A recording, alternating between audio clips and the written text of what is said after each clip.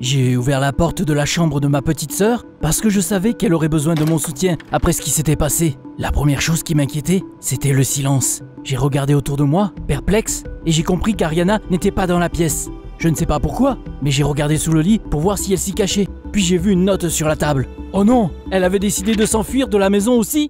Salut, je m'appelle Jacob, j'ai 18 ans. Et certains d'entre vous m'ont déjà rencontré. Le truc, c'est que quand ma sœur Ariana est née, mes parents faisaient comme s'ils ne m'aimaient plus. Et j'ai fait tout mon possible pour récupérer leur attention. Tu peux regarder l'autre histoire que j'ai racontée pour savoir ce qui s'est passé à l'époque. Et aujourd'hui, je vais te raconter ce qui s'est passé après la naissance de ma deuxième sœur, Mia. Nos parents ont tout de suite donné toute leur attention à la petite dernière, ce qui ne m'a pas du tout surpris. Et pendant qu'Ariana souffrait parce qu'elle n'était plus la chouchoute de la famille, moi, je m'habituais à la vie d'aîné. Et tu sais quoi?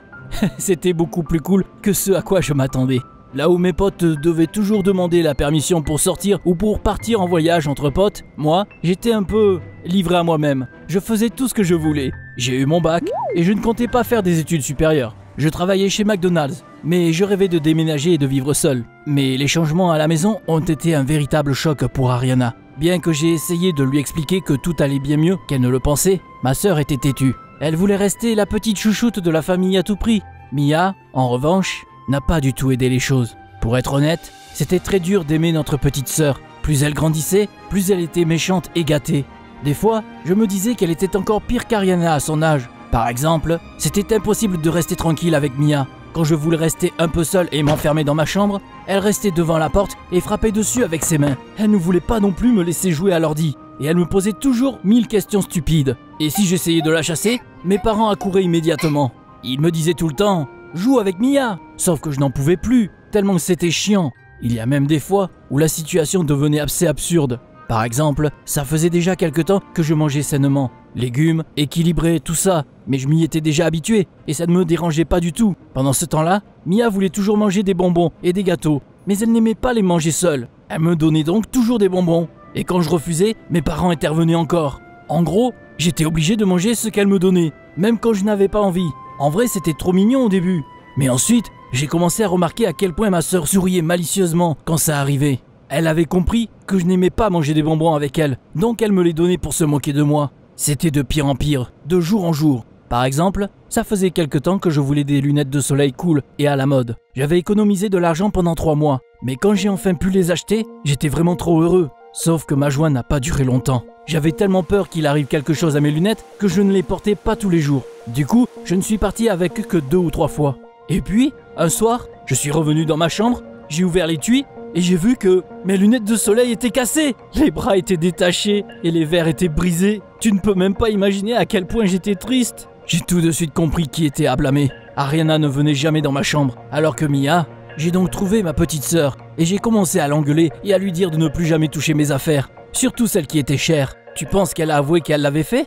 Ha! T'as cru? Dès que j'ai levé la voix, Mia a commencé à pleurer et à babiller que ce n'était pas elle qui avait pris mes lunettes de soleil. Sauf que j'étais tellement en colère que je ne l'ai pas lâchée. Je lui ai dit « Arrête de mentir, Mia! Avoue, t'as cassé mes lunettes! Prendre les affaires des autres, c'est mal !» Mais bon, tout s'est terminé avec nos parents qui se sont précipités et, bien sûr, m'ont engueulé. Ils me croyaient sur le fait que ma sœur avait cassé les lunettes. Mais tout ce qu'ils m'ont dit c'est « Eh bien, tu veux qu'on fasse quoi? Ce n'est qu'une enfant !»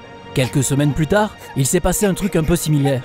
Mia a cassé la tasse préférée de maman et, bien sûr, a immédiatement fondu en larmes. J'avais appris par expérience qu'essayer d'aider serait une mauvaise idée, mais Ariana avait pitié de notre sœur visiblement. Elle s'est approchée d'elle, l'a serrée dans ses bras et a dit « Hé, ne pleure pas, viens ici, ne t'inquiète pas. On va juste dire que c'est moi qui ai cassé la tasse, d'accord ?» C'était tellement doux et inattendu que j'ai eu un peu honte. Mais ce sentiment n'a pas duré longtemps. Quand nos parents sont rentrés à la maison, ils n'avaient même pas encore franchi le seuil quand Mia s'est précipitée vers eux. « Maman, maman, Ariana a cassé ta tasse préférée !» Dire qu'on était surpris serait un euphémisme. J'ai vu ma sœur rougir de colère. Elle avait voulu aider Mia et Mia l'avait dénoncée. Évidemment, Ariana a changé d'avis sur le fait d'aider notre petite sœur et a commencé à tout nier. Elle a dit qu'elle n'avait rien cassé et que c'était Mia. Mais c'était trop tard. Nos parents ont encore une fois cru leur enfant préféré. Puis ils ont dit « Honte à toi, c'est pas grave si tu casses une tasse. Mais alors, le mettre sur le dos de ta petite sœur, c'est pas ce que ferait une grande fille. » C'est comme ça que Mia a réussi à retourner à la fois son frère et sa sœur aînée contre elle, en une fois. Avec Ariana, on était vraiment en colère. et on était vraiment blessés que nos parents ne faisaient attention qu'à cette méchante fille. Puis, l'anniversaire d'Ariana était la goutte d'eau pour nous. Elle allait avoir 14 ans, ce qui est pas mal quand même. Donc elle comptait sur un cadeau sympa. Elle attendait vraiment avec impatience. Et elle a commencé à se demander ce que nos parents lui offriraient. Imaginez la surprise de tout le monde quand ils lui ont donné un sac à dos. Oui, un sac à dos ordinaire et banal.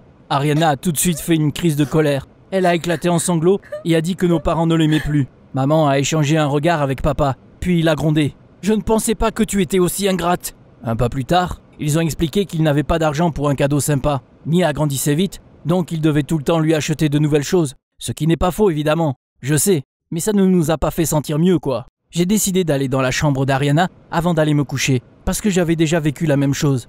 Et je savais que ma sœur avait vraiment besoin d'un peu de soutien. Mais quand j'ai ouvert la porte, j'ai compris qu'il n'y avait personne. J'ai regardé autour de moi, perplexe. J'ai même appelé ma sœur, pensant qu'elle se cachait. Puis j'ai remarqué un morceau de papier sur la table. C'est un mot d'adieu d'Ariana. Ma sœur avait écrit qu'elle en avait marre de toutes ces injustices et qu'elle ne voulait plus vivre dans la même maison que cette petite sœur insupportable. Donc elle est partie. J'ai lu la note plusieurs fois, puis... j'ai éclaté de rire. C'était bien ma sœur, ça. Il y a quelques années, moi aussi je m'étais enfui de chez moi, à cause des mêmes raisons. C'est pourquoi je ne me suis même pas inquiété pour ma sœur. Elle reviendrait le matin et personne ne remarquerait même sa disparition. Toujours en riant tout seul, je suis parti me coucher. Le matin, la première chose que j'ai entendue, c'était les cris inquiets de ma mère. J'ai quitté ma chambre et j'ai compris qu'Ariana n'était pas revenue. Mince, visiblement ma sœur était plus têtue que moi. Pendant les heures qui ont suivi, j'étais vraiment anxieux. Puis je me suis souvenu à quel point ça avait été effrayant, la nuit où je m'étais enfui. Et combien de personnes bizarres et désagréables j'avais rencontrées. Et si quelque chose était arrivé à Ariana? J'étais tellement con. Je n'aurais jamais dû me coucher hier. Pourquoi je n'avais pas apporté la note à mes parents tout de suite? Ça se trouve c'était déjà trop tard.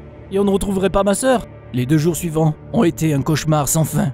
On est allé voir la police et ils nous ont posé plein de questions. Ma mère regardait toujours son téléphone, les larmes aux yeux. Papa conduisait dans la ville, en espérant tomber sur Ariana. Même moi, j'ai pris la voiture de ma mère et j'ai fait le tour de la ville à la recherche de ma sœur. J'ai eu de la chance après quelques heures. J'avais probablement passé 4 heures dans la voiture et j'étais un peu au bout de ma vie quand j'ai remarqué une veste familière à un arrêt de bus. Ariana! Oh, j'étais tellement soulagé qu'elle soit en vie. Je me souviens avoir arrêté la voiture et d'avoir couru directement vers ma sœur. Pendant une brève seconde, j'avais l'impression que ma sœur était heureuse de me voir. Mais ensuite, elle a croisé les bras sur sa poitrine, a pincé ses lèvres et s'est détournée de moi. Elle boudait toujours et elle ne voulait pas retourner à la maison. Et j'ai regardé ma sœur. Elle avait l'air fatiguée, échevelée, même sale. Je ne pouvais pas juste la laisser là. J'ai commencé à dire à quel point tout le monde était inquiet à la maison et à quel point maman avait pleuré. J'ai dit, je suis sûr qu'ils ont compris maintenant et ils vont certainement faire plus attention à toi aussi. C'était visiblement la bonne chose à dire. Après y avoir réfléchi un peu, Ariana a accepté de monter dans la voiture et de rentrer chez nous. J'aimerais pouvoir dire que j'avais raison, mais hélas, rien n'a changé à la maison après. Au lieu de réconforter Ariana, nos parents l'ont punie. Papa lui a interdit de sortir de la maison pendant 1 mois entier. Je me sentais tellement mal. D'une part, je n'en pouvais vraiment plus des injustices à la maison. D'un autre côté, j'avais vraiment pitié pour ma sœur. C'était triste de voir à quel point elle avait l'air misérable. Je me sentais tellement mal qu'un jour, après avoir touché mon salaire, j'ai dépensé quasiment la moitié en plein de trucs délicieux. J'ai tout apporté dans la chambre de ma sœur pour la réconforter et lui remonter le moral. Mais Ariana m'a juste regardé, énervée, et m'a jeté hors de sa chambre. Elle a crié « C'est ta faute! Je n'aurais pas dû t'écouter et revenir !» Puis elle m'a claqué la porte au nez. C'est là que j'ai compris qu'on ne pouvait pas continuer comme ça. J'avais besoin de parler à mes parents et de m'assurer qu'ils me comprenaient. Je suis donc descendu au rez-de-chaussée et dans la cuisine. À ce moment-là, j'ai entendu mes parents parler. Papa disait à maman qu'il s'était enfui de la maison plusieurs fois quand il était petit, mais que personne ne l'avait jamais remarqué.